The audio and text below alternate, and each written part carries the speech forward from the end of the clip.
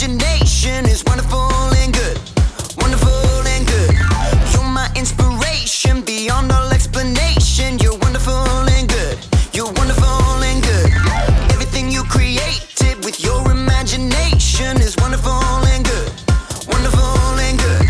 You're my inspiration beyond all explanation. You're wonderful and good.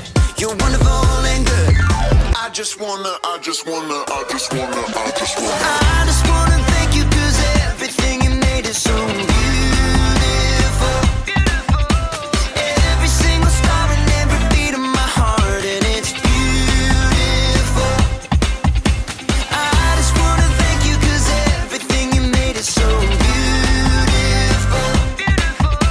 Every single star and every beat of my heart, and it's beautiful.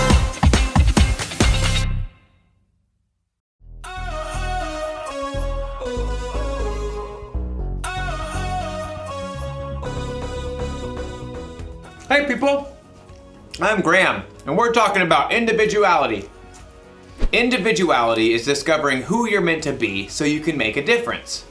I know, I haven't had lunch yet and I'm already eating candy. I can make decisions like this.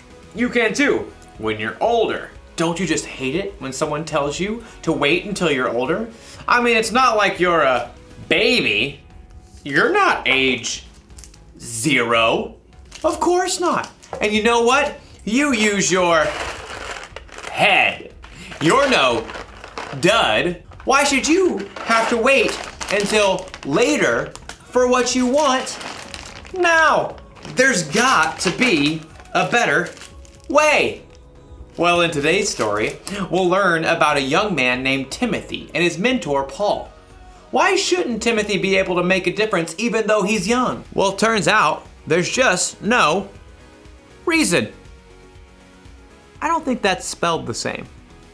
See you when you get back. The Bible.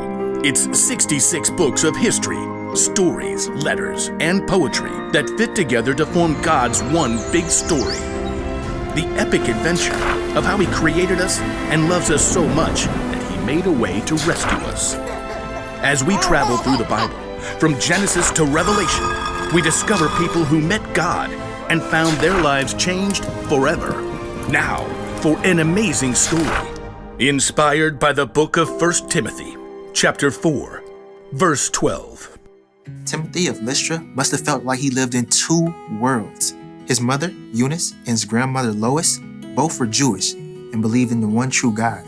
Hear, O Israel, the Lord our God, the Lord is one. Hear, O Israel, the Lord our God, the Lord is one. But Timothy's father was Greek and likely not a believer. Just work hard and be a good man, son. That's what really matters. Okay, Dad. One day, two men arrived in Lystra. Timothy may have heard them speaking in the center of town. Jesus is the Christ, the Son of the living God. You can turn to Him now. One of the two men even healed a man who had never been able to walk. The crowd was amazed. The gods have come down to us in human form. Uproar engulfed the city.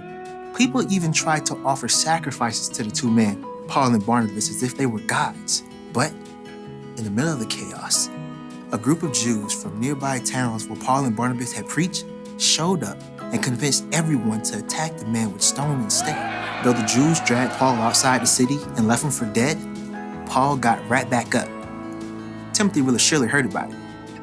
The power of this Jesus is real. Paul left for Derbe the next day and returned again to Lystra.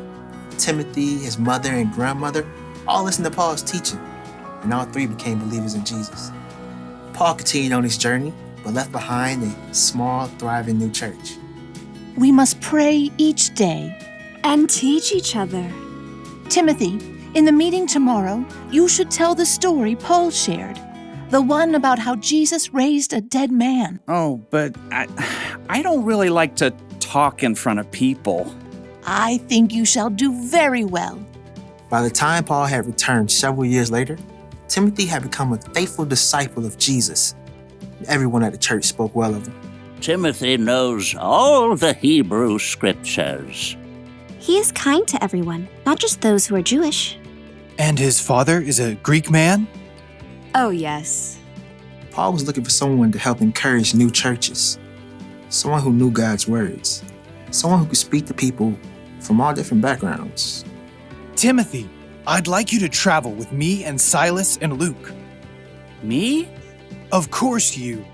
Oh, but there are others older than me with more experience. They're bold. They're better at speaking. You're the one God has chosen for this job. Wow. Well, okay. The elders of the church laid their hands on Timothy and prayed for him. God's Spirit provided Timothy with everything he would need for the work ahead. Amen. We leave tomorrow. Over the next years, Timothy traveled with Paul all around the land to help encourage believers and start new churches. While they spent time in Ephesus, Paul gave Timothy a special mission. I want you to go to the church in Corinth. On my own? You're like a son to me. I trust you completely. The church there needs to see an example of what it means to follow Christ. And, well, you're it. Timothy went to Corinth. Over the years, Timothy became Paul's right-hand man. Paul even put him in charge of the church in Ephesus. The leaders in Ephesus are so much older than I am. Will they even listen to me? Your age doesn't matter. As Timothy settled in Ephesus, Paul wrote him letters to encourage him. Don't let anyone look down on you because you're young. Set an example for the believers in what you say and how you live. Also, set an example in how you love and in what you believe. Show the believers how to be pure. Though Timothy met Paul when he was a very young man, he was able to play an important part in helping Paul build up the early church and sharing their incredible news of Jesus.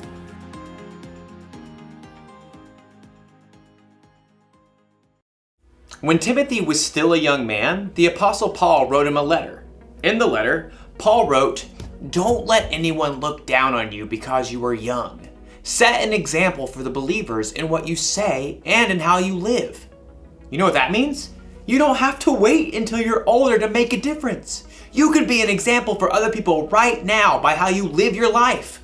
When a friend is feeling down, you can help them find joy. You can make peace when you see two people fighting, and you can tell them to stop. By spreading God's love to the people around you, you can actually point others to Jesus. He's a real lifesaver. So here's the one thing to remember today. You can make a difference right now. Whether you're a junior or as old as 100, you can choose to be an example and make a difference, no matter what. Now, to eat all this candy. Not really. I'm no dud either. I'll see you next time.